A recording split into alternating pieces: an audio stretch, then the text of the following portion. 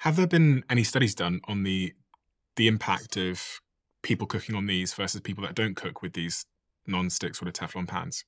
Well, I can tell you that they've measured the amount of chemicals that are coming off of the pans. And so if you've ever had a nonstick piece of cookware, it scratches very easily. Yeah. And some of these scratches are microscopic and invisible to the naked eye. Studies have found that a surface scratch can release 9,000 particles from that nonstick coating into your food. And if it's a crack, that number jumps up to 2.3 billion particles that are transferred into your food. And what's that going to do to my health? What are these PFAS doing to my health? Well, PFAS are linked with several types of cancers. So kidney and testicular cancer, thyroid disorders, which thyroid problems are so common these days, but they're not normal. Then we have increased risk of miscarriage, preterm labor, preterm birth, preeclampsia, which is high blood pressure during pregnancy. Could be deadly. You also have increased obesity that's linked with PFAS chemicals. And PFAS also contribute to an increase in endometriosis and PCOS. Oh, really? So people who have endometriosis and PCOS, they have found to have higher levels of PFAS in their bodies. And PFAS are found in everybody. No one's exempt. Everyone has PFAS in our bodies. But whether or not they're able to exert toxicity depends on your inner environment, depends on how many other chemicals your body is working to fight off. I just pulled up some studies here. One of the studies from 2023, which you might be aware of, showed that higher levels of PFAS in the blood of women in Singapore were associated with a 30 to 40% lower chance of pregnancy and live birth within 1 year. Another study sampled 381 blood samples from people trying to lose weight, and no matter the diet that these participants tried, they gained weight if they had elevated PFAS exposure. What the hell? They gained weight even if they tried different diets. Yeah, so these chemicals are known, endocrine disruptors are also known as obesogens. So they're increasing the prevalence of obesity. So you store more fat and you can't lose it. Obesogens? I thought food was the only obesogen. Well, the chemicals that you're being exposed to through your cookware, through food packaging, they're also sources of these endocrine disruptors. And what about cancer? Is PFAS linked to cancer? Have they done any studies on that with animals or? Yeah, in humans, it's kidney and testicular cancer. Okay. What about prostate? I know that's a big concern for a lot of men in particular. I haven't seen direct evidence on that, but I wouldn't be surprised if that was also linked because that's also a hormonal tissue. A study from 2021 in mice at the University of Illinois found that a high-fat diet combined with PFAS exposure could cause changes in prostate cells that promote tumor growth. Is there an alternative to PFAS? Is there something that I could use instead of this non-stick pan? Yeah, just get rid of the non-stick chemicals altogether. And that would be something as simple as cast iron, stainless steel, glass cookware, ceramic cookware. It's just a bit more annoying, isn't it? Yeah, I mean, non-stick cookware is amazing. I mean, you can make food slide off, cleanup is a breeze, but at what cost? You might be saving time when you're cooking, but how much of that time is being taken off the back end of your lifespan is the question. So you're saying throw this away? I would. But see, that's the other thing is if you are then hearing this and you're like, I got to get rid of my cookware. Well, guess what? You throw that out and it ends up in a landfill and the PFAS chemicals are now in the environment where they won't go away. So am I throwing it out? So it really depends, right? If you are in the position to where you can get rid of it, then it might benefit you. But the key is to really stop buying it. But you already have it. Yeah. So it's really up to you. In terms of cookware, that's better for me. Avoid the non-stick, go for stainless steel, cast iron. What about the utensils then? So things like, I've got a plastic spatula here in my hand. Is this good? No, because that's melting. It's breaking off into little tiny bits and fragments of microplastics and nanoplastics in your food. So bad Yes. spatula? Yes. Okay. The silicone rubber, the plastic. If you just think about the fact that it's being heated up, if you've ever looked at one, the integrity, you'll see it's starting to fray. If you see any bits coming off, then you know it's definitely breaking up and getting into your food. Yeah, there's loads of little pieces missing from the end of the plastic. And I guess that's gone into the food most likely. Right. Slowly dissolving over time. Right. Because with nonstick cookware, you can't use metal utensils, right? You'll scratch the surface. But guess what? Even with that, you can scratch the surface. So the wooden one here in my left hand, that's better. Yes. At least from a safety and microplastic and nonstick chemical perspective, yes. Are you concerned at all? No, not at all. Okay. So wood is fine? Wood is totally fine. Okay. What people normally will say is, I can't properly clean the wood. But I haven't had that issue. You just clean it with soap and water and it is fine. Okay. So we'll keep the wooden spatula. What else in terms of cooking products? So I've got this pan here. You're saying this is a good one? Stainless steel? Yes. Great. Keep that one. Keep that one. Okay, what about this? Nice plastic container, super convenient, put my lunch in it, go to work, maybe pop it in the microwave, heat it up, get my takeaway in it. Plastic container. Good? Absolutely not. Do not microwave plastic containers. Even after just a few seconds, you'll get release of billions of microplastic particles into your food. Just from a tiny square centimeter, you'll get billions of microplastic particles. And with microplastics, they're hard. It's a solid mass. It does not break down in the body. What if it says BPA free? That's great, but it's still plastic. It's still microplastic. It's still nanoplastic releasing. And it probably has phthalates in it, depending on the type of plastic. Right. Okay, so you don't want to be microwaving these. And, Yeah. And if I get microplastics into my food, what's the net impact? What's the harm of that? Well, microplastics don't break down. They don't go away. Again, they're accumulating in human tissues. So they've actually been found in a whole number. I'm pretty sure they're all over the body at this point. We just have to see the evidence to know, right? And so they're in human lungs, blood, in the gut tissue. They're in heart. They're in brain. They are in the placenta. They're also in penis. And they have been detected in... There's microplastics in my penis? Yes, there could be. Studies have shown that. And even in newborn babies. So when babies are born, they have their first bowel movement, which is known as meconium. And in the meconium, microplastics have been found. So that means babies are being exposed to microplastics in utero. They're being born with plastics in their body. And what's the risk of that? Well, the risk is that they don't go away, number one. And on a cellular level, they're causing inflammation and oxidative stress. And oxidative stress is free radical damage.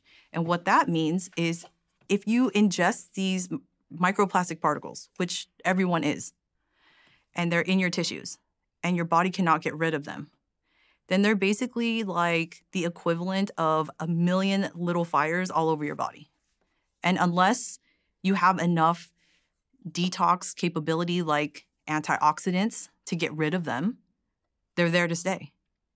What do you mean by detox capabilities? As in my liver and my Yeah, kidneys? exactly.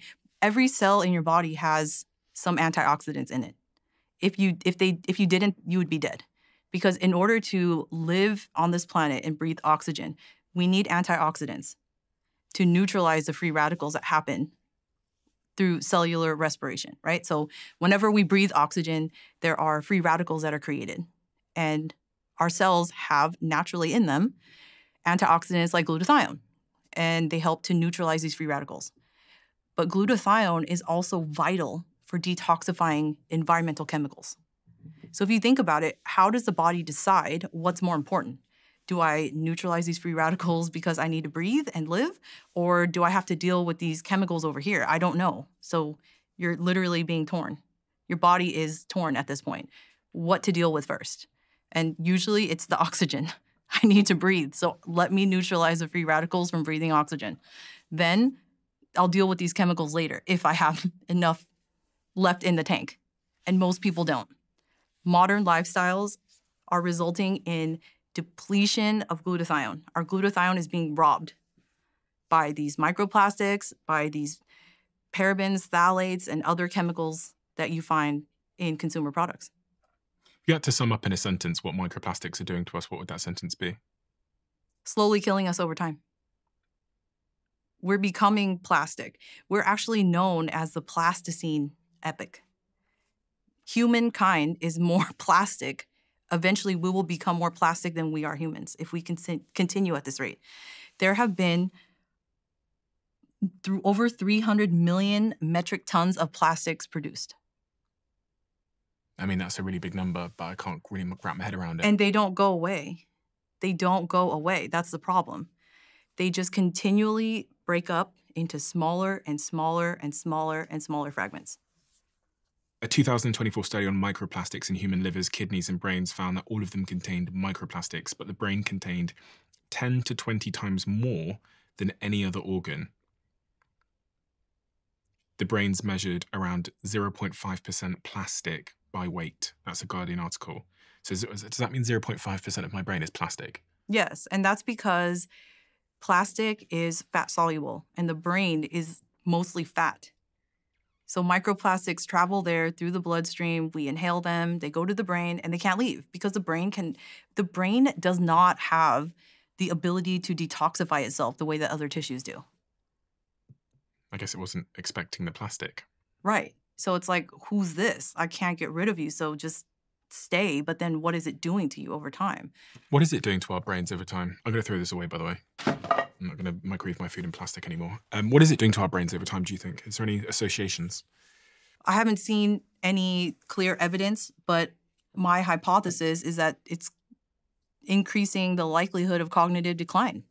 And the brain is one of the most important, obviously the most important organs in our bodies.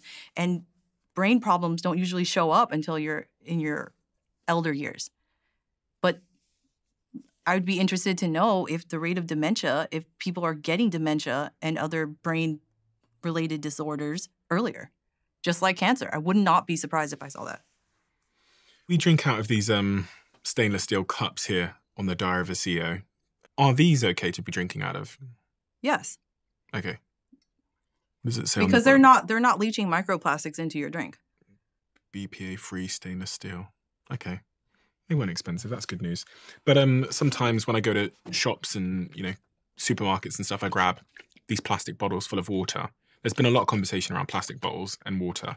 Are these safe to drink from, in your opinion? Well, if you have no other option, then that's what you got. And so I don't want people to think, I can never drink bottled water ever again or I'm going to die, because that's not the case. I myself traveled here. I had to drink from bottled water because I didn't bring enough of my own water with me. Is that something that I'm going to panic about? No, it's not. Is it something that I want to do? No, but I need water. So that's my only option. But if you are able to avoid that, then absolutely avoid bottled water. Have there been any studies done on bottled water? Yeah, there have been so many studies showing that bottled water is a major source of microplastics. Because if you think about it, plastic is not meant to be permanent, but it kind of is. But at the same time, there are certain conditions that promote leaching. And one of them is if you put that plastic water bottle in the sun, UV causes plastic to break down. So that's releasing microplastics. Just squeezing it, physical force is causing microplastic shearing and release. But not just that, just over time, the plastic is just leaching on its own. Temperature is another factor. So if you leave that in a hot car, microplastics. If you've ever had a bottle of water sitting in a hot car and you drink it and it tasted like plastic, that's because it's plastic. It's becoming more plastic. Okay. But the microplastics are releasing endocrine disruptors, right? The same phthalates that we talked about in fragrances are also in plastic water bottles. What about these water bottles that a lot of people have now, the kind of like Stanley Cup style water bottles that are made of this metal? Are these better? Yeah, definitely. It's the same as these stainless steel cups. Yeah. Okay, so everyone should have one of these for their water. But not only that, it's also more sustainable, right? Because plastic bottles make up the majority of plastic waste in the environment. And all of those are breaking up, again, into smaller and smaller microplastics and nanoplastics that are basically polluting everything now. Okay, so instead of that plastic container I had, this glass container for the microwave and for my food is better. Perfect. Okay, but what about the lid? The lid has got these little plastic handles on it. Yeah, so what I would do is take the lid off if you need to heat up your food. Okay. And what I also do is keep a space between my food and the lid so it's not in direct contact with the plastic. How do you keep a space? Like... Just don't fill it all the way to the brim. Oh, okay. Just keep it. Just keep food. A little space. Okay, cool. So that's good. It's the contact with the plastic. I mean, if you need the container and you need a lid to store your food. Okay. I mean, I have those too. So we'll keep the lid. Just the thing is just try to keep your food from touching it if you can. Okay. What about this coffee cup? I went to, you go to a Starbucks, and I shouldn't say that. You go to a coffee shop, they give you these takeaway coffee cups, which are made of like this sort of papery feel. Good, bad, indifferent? Get rid of them. They're terrible. So they're basically lined with plastic. And studies have shown that within 15 minutes of contact with a hot liquid, you're getting 25,000 microplastic particles in that cup. And some people don't drink their coffee in 15 minutes. They'll let it sit longer. And so the longer it sits, the more leaching there is. And not only that, the lid is plastic. So as the hot liquid is passing through the lid, there could also be leaching of microplastics.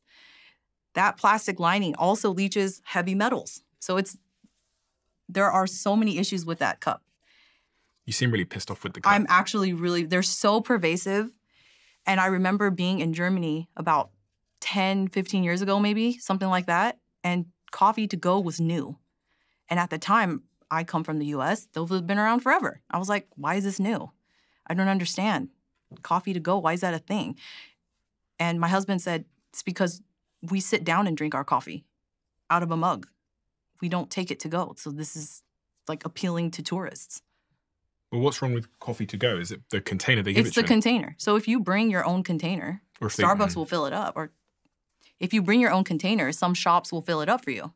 Okay. And they might even knock off 10 cents because you brought your own container. So I'd have to bring something like, I guess like this, which is a steel... Right.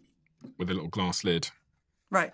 Okay. So, okay. And it's a plastic lid, so if you can, take the lid off to drink. But if you can't, again, don't stress out over it. Okay. We've been through some of these things so far, just on the consumables. Okay, fine. Okay, so, and last question on consumption stuff is about food and water. Should I be filtering my water? Absolutely. Absolutely. If you live in an area where water has been fluoridated... How do I know? You've got to check the water report. Most municipalities have water reports. And if not, you can go to the EWG, the Environmental Working Group. They have a water report database that you can check. So just type in your zip code of where you live, and it'll tell you what contaminants are found and which ones exceed safe limits. And it's very helpful to know. What if I get these kind of like, these little plastic water filter systems you can get where you put it in the fridge, you pour the water in, and then you put like a little filter thing in, you replace it, and then you pour it in. Are those good? It depends on what type of filter you have. Okay. Some of the more mainstream, lower cost, lower end options do not remove fluoride, number one, and they don't filter nearly enough chemicals. Tap water is a source of hormones, so endocrine disruptors, pesticides, heavy metals, fluoride, if it's added to the water, agricultural runoff. There's a bunch of different contaminants in tap water. Depending on where you live, some are worse than others. And there have even been tragic instances of lead, high levels of lead because of the lead piping that water is transported through. So we've got to be careful with the water that we're using to drink and cook with. And so what's a sort of low-cost solution to this for people that are concerned about the water that they're consuming and their families are consuming? Yeah, actually, there have been studies showing that you can boil your water. So if you boil your water, that can actually remove a significant portion of the microplastic pollutions in there. Because of, if you've ever noticed after you've boiled water, there's sort of a white crust at the bottom of the pot. That's actually calcium, calcification. And the microplastics get trapped in that calcified layer. But that still doesn't take care of all the other chemicals that are found in tap water. So the best option is to filter it. Some filters are more accessible and affordable than others. reverse osmosis removes the most contaminants, but it also it generates the most wastewater. So it isn't the most efficient. And it also can remove beneficial minerals, which you then have to add back in because it's not good to drink demineralized water over time.